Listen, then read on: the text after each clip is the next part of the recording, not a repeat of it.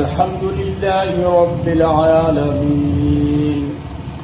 الرحمن الرحيم. kumanaan ka mid ah shacabka degmada Baanisa ismaamulka Mandheera ay maanta si weyn ugu soo qayb galeen isku soo bax ballaaran oo roobdoom kaas oo lagu tukanayay magaalada Baanisa iyadoo bulshada ay ka wararsan tahay abaarta iyo biyareynta ka jira qaybo badan ee gobolka. isku soo baxan ayaa ka dhacay fagaara weyn magaalada Baanisa waxaana goobjoog ka ahaa mas'uuliin heer sare oo ay ka mid yihiin gudoomiyaha ismaamulka Mandheera Mudane Maxamed Aadan Khaliif, senatarka Mandheera Mudane Cali Ibrahim Roba, Axmed Macallim Xasan iyo madax kale oo ka tirsan dowladda ismaamulka iyo deegaanka. bulshada ayaa ka muuqata duco iyo baryo isku duubnaan inay ku tukanayeen salaada roobdoon iyagoo alla ka baryay inay soo dejiyo roobdoon samata bixin u noqdo dadka xoolaha iyo dhulka abaartu saameysay. madaxda ka qayb gashay roobdoonka ayaa sidoo kale ku booriyay in shacabka isku duubnaadaan si wadaan ducada iyagoo xuseen ay jiraan dadaalada socda lagu yareynayo saameynta abaarta. ugu dambeyn dadka deegaanka ayaa laga dareemayay rajo iyo farxad in Alle ka aqbali doono ducooyinkooda.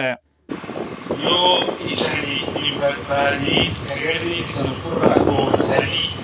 haywaanadii jasi kaleeta waraabesa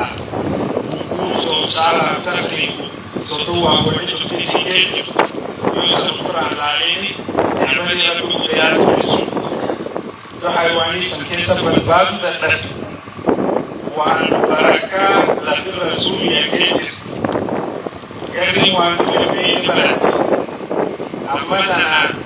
ولي حيوانيتي لا سنرى بحثة الجو ربي قدام نعمتي سنين زايدة سنين لو زايدة سنين قال زايدة سنين تربي سنين لكان أركودا نبدني حيوان ديلا كاتا واشتيدا أبو يامن أباس كامل روبي لأشتيدا شنيتيني قدوفني أوربانا ساكغاسي نفتي سيدو مجا وقودة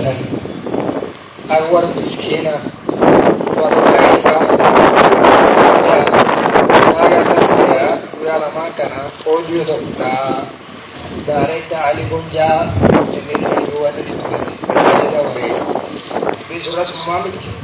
ويا نمو غوتي مسكينة نغان كيسان نبرابلي أولي نعب سنينة القدارة كنت تتبيها